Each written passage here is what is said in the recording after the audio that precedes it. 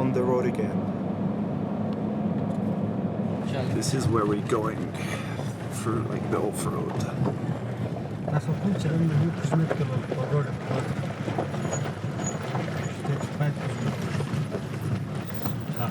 Hi everyone, so today we are in Passu. Yeah, we saw some very nice ibexes, so we managed to take a few pictures. And now we're going to the famous Shimshal village known for its mountaineers, where most of the mountain guides come from in the region. And to go there, it's an off-road road, so it takes around 3 hours from Passu. And supposedly the road is very steep and quite impressive. So we'll see how that looks. The road that we were taking to go to Shimshal is known as one of the most treacherous and dangerous roads on the globe. The road runs along the fearsome gorges of the Shimshal River, a gigantic canyon at a height of more than 2,000 meters. Often disrupted by landslide and bad weather, there is always a real risk for people taking this road, with casualties every year.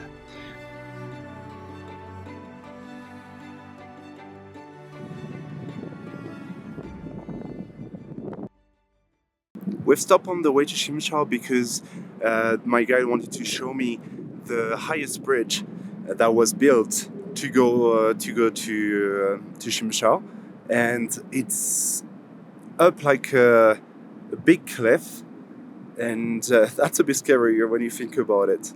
That's quite impressive. On our way to Shimshal, my guides took the time to explain to me the incredible history behind the Shimshal road. For centuries, Shimshal had remained isolated from the rest of the world due to its challenging geography.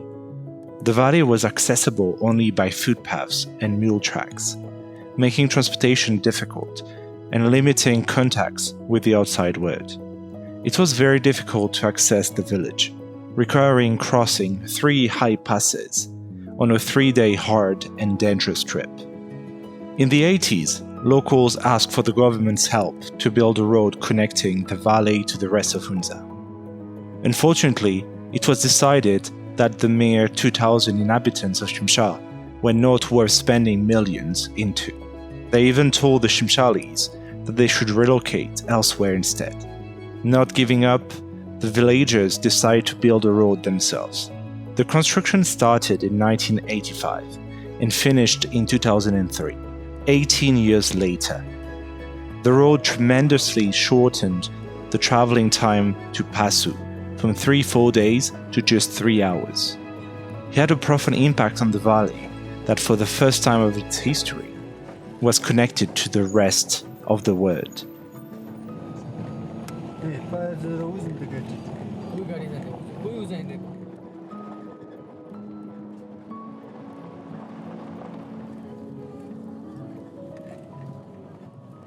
A few kilometers from the start of the Shimshal Valley, we stopped to discover a massive glacier on the side of the road.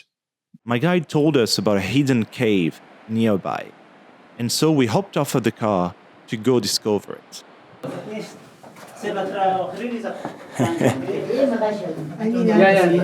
And then now you can hold there and yes. Mm-hmm. Are you sure you're gonna be able to send me back up? Yes. Okay, really by the glacier. Yeah. After visiting the cave, we stayed a bit to admire the glacier, and were met with wandering goats who were passing by. Sahid, my guide, even showed off his traditional Wahid dancing skills in front of one of them, who I have to say looked nonplussed. But shortly after, we got back in the car and continued our journey to Shimshal.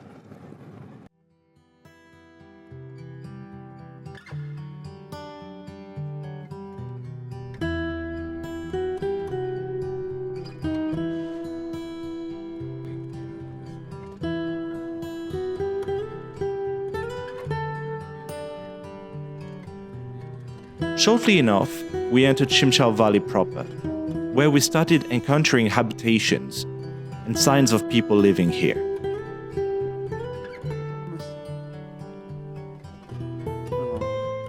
We stopped at Sahid's parents' house for lunch, which was a very traditional Shimshali house, made out of mud and rocks, and built around a central room, used as a living room, a kitchen, and a bedroom.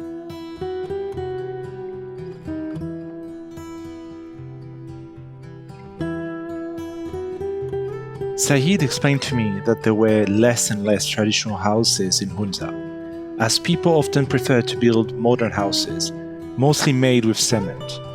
However, this was often a problem in high-altitude areas, as cement was way worse at heat insulation than the traditional rock and mud was. Sahid's parents introduced me to a local dish called chalpindok, chapatis topped up with yak butter and cream. After bidding Sahid's parents farewell, we continued our journey and moved towards the center of the valley, surrounded by farmlands and traditional buildings.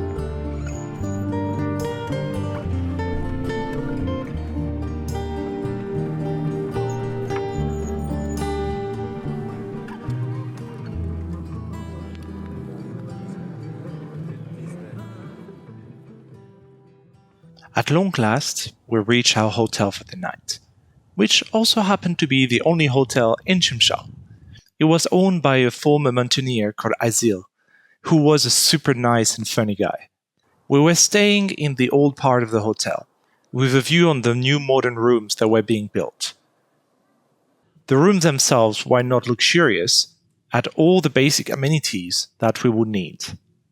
Without much surprise, it was impossible to get good internet or phone network due to the remoteness of Shimshal, but that wasn't a big deal, as the people at the hotel were super nice and had amazing life stories that they were happy to share.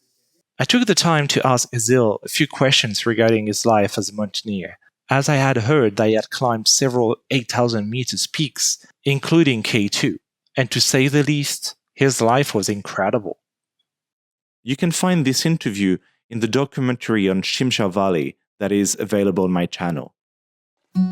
I went for a quick walk to discover the surroundings of the hotel, which were full with fields being prepared for planting and free-roaming animals.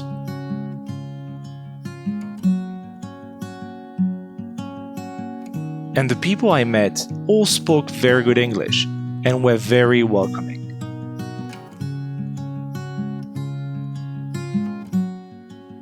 As the day was nearing its end, Sahid decided to take me on a short hike.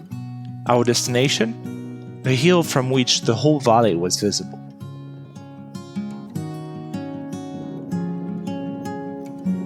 The love of art, yeah. The hike wasn't too long, but a bit exhausting, as the hill was quite steep. On our way, we passed various wandering goats, and a little forest of sea buckthorn, a spiky bush tree that have small orange fruits, one of the only native trees in this high altitude region. I was told that they were super healthy, with more vitamin C than even goji berries, and that villagers used the dry wood to heat themselves during winter.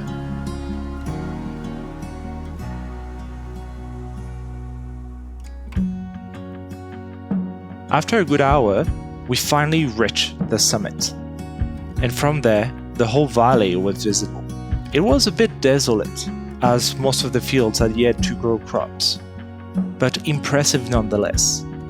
I had heard that the side of the valley during summer was quite different, as it was covered with green and yellow. Oh well, we were in winter, so I'll get what I get. For some reasons, there were a lot of birds in the sky, almost blackening it, to the point that I almost believed that I was in a Hitchcock's movie. We then headed back to the hotel, enjoying the landscape and the view of the Shimshalis, preparing their fields for the season to come. Shimshal was very interesting, and clearly a different place from the rest of Hunza. Because of its isolation, the area had preserved more of its identity and culture than anywhere else in the valley. And I was so happy to have the opportunity to discover this unique place.